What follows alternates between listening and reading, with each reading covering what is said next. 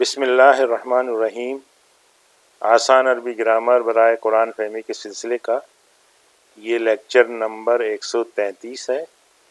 اس میں ہم التوابع کے بارے میں انشاءاللہ پڑھیں گے۔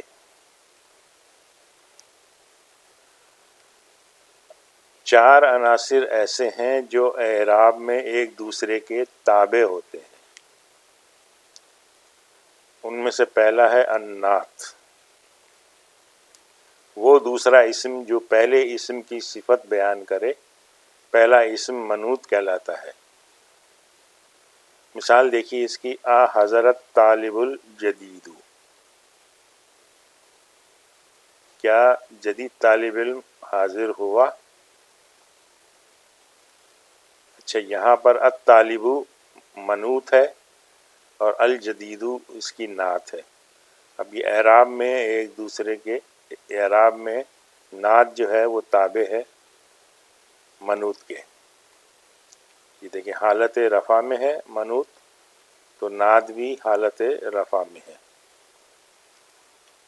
اس طرح سے یطلب المدیر الطالب الجدید، اب یہاں پر الطالبہ منعوت ہے اور اس کی نعت ہے الجدیدہ، تو نعت نے تابع کیا ہے، یعنی اعراب کے حساب سے یہ منعوت کو فالو کر رہی ہے۔ الجدیدہ منصوب ہے تو الطالبہ یہ منصوب، منعوت جو ہے وہ منصوب تھی تو نعت بھی جو ہے وہ منصوب ہو گئی۔ مدیر نے طلب کیا جدید طالب علم کو، مدیر طلب کرتا ہے جدید طالب علم کو۔ اچھا، اسی طرح سے پھر ھذا دفتر الطالب الجدید، یہ رجسٹر ہے جدید طالب علم کا۔ اب یہاں دیکھیے کہ منعوت جو ہے وہ مجرور حالت میں ہے تو نعت اس کو فالو کر رہی ہے، وہ بھی مجرور حالت میں ہے۔ تو نعت اور منعوت کا یہ معاملہ ہے۔ اس میں دوسرا آئٹم ہے التوکید، وہ اسم جو کلام میں تاکید یا زور پیدا کرتا ہے اور جس کے لیے زور پیدا کیا جائے وہ موقت کہلاتا ہے۔ دیکھیے حضرت طلاب کلہم، تمام کے تمام طالب علم حاضر ہوئے۔ اب اس میں یہاں پر الطلاب موقد ہے اور کلو یہ اس کی تاکید ہے، تو یہ حالت رفع میں ہے تو اس کی تاکید بھی حالت رفع میں۔ سألت الطلاب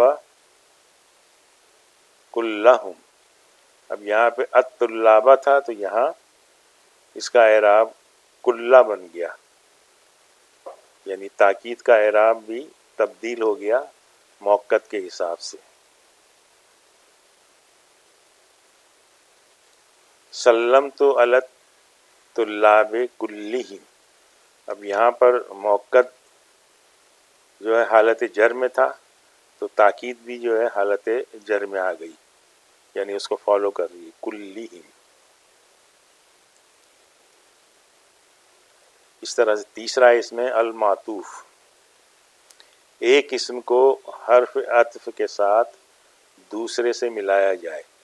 پہلا اسم معطوف الیہ اور دوسرا معطوف علی کہلاتا ہے۔ مثال دیکھیں، خرج زید و صدیقہ،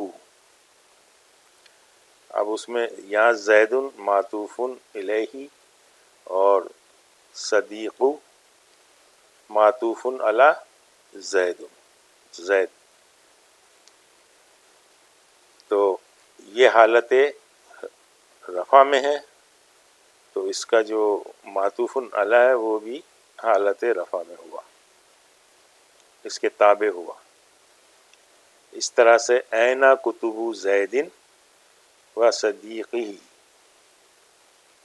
یہاں پہ زید معطوف الیہ اور صدیقی معطوف علی ہے، تو یہاں بھی دیکھیں کہ یہ حالت جر میں ہے زید، تو اس کا جو معطوف علی ہے وہ بھی حالت جر میں ہے. اس طرح سے طلب المدیر زیدن و صدیقہ ہو. اب یہاں یہ حالت نصب میں ہے تو اس نے فالو کیا. یہ بھی صدیقہ بھی حالت نصب میں ہے.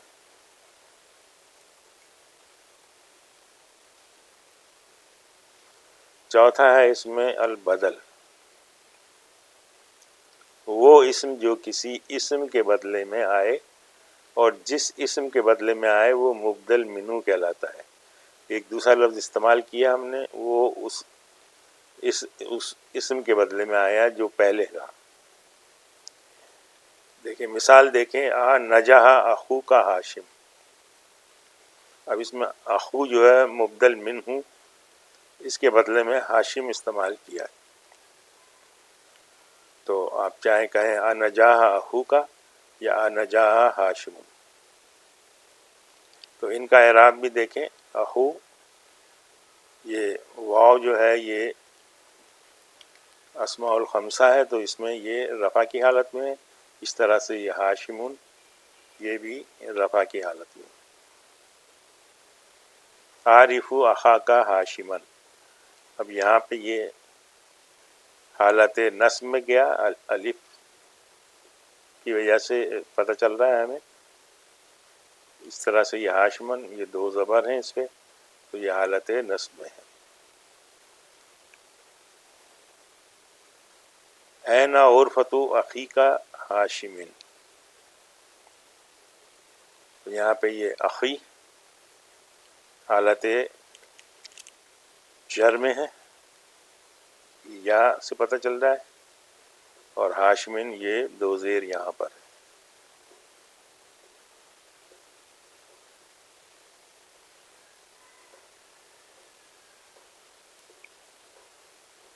اچھا، توکید کے لیے ایک اور لفظ نفس بھی استعمال کیا جاتا ہے، اسے بھی دیکھ لیتے ہیں.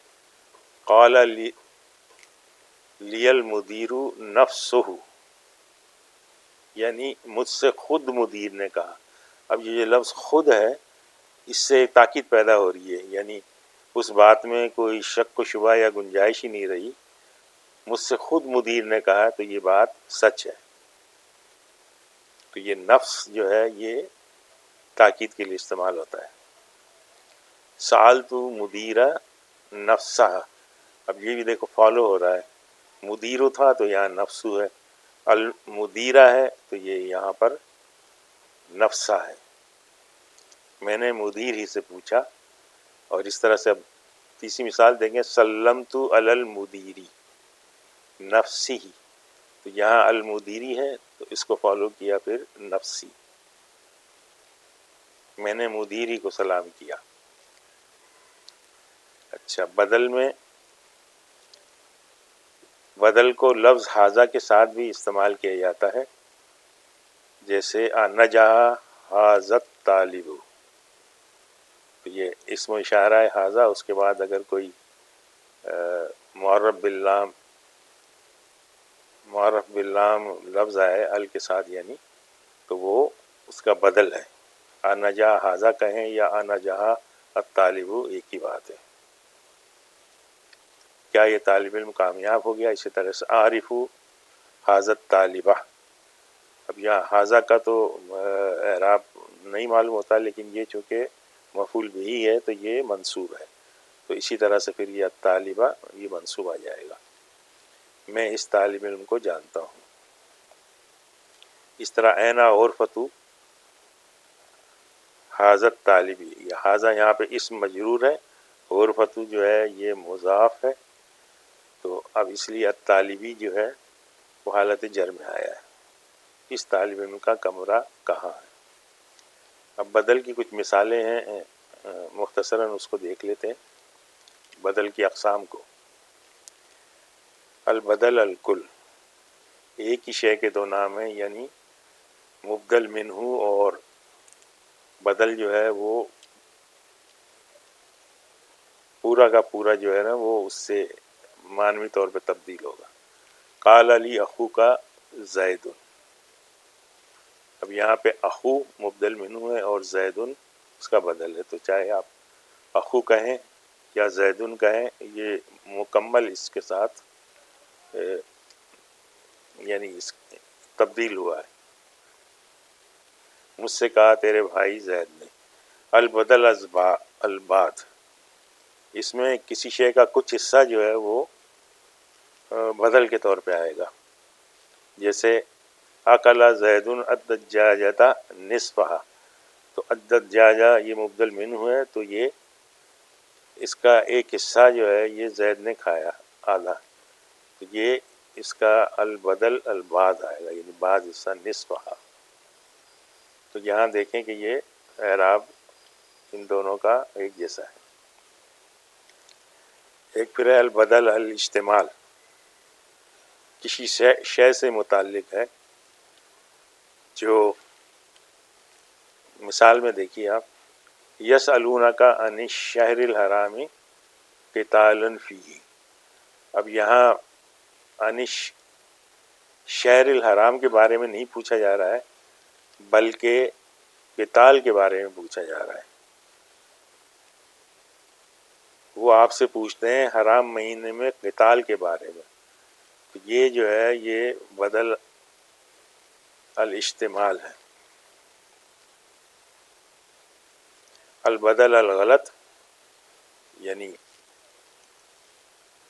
کوئی غلط لفظ استعمال کر لیا، اس کی غلطی کی تصحیح کے لیے ہے، جسے ضربہ زید حامدن، مارا زید نے حامد کو، ایکچولی حامد کو نہیں مارا، محمود کو مارا، تو فوراً ہی اس کی تصحیح کر لی، تو آگے آپ نے فوراً محمودن کہہ دیا، تو یہ البدل الغلط ہے۔ بہرحال یہ مختصر سا تھا، اس کی کافی ڈیٹیل ہے، آج ہم یہیں پہ اکتفا کرتے ہیں۔ سبحانک اللہم و بحمدک، نشہد ان لا الہ الا انت، نستغفرک و نتوب الیک۔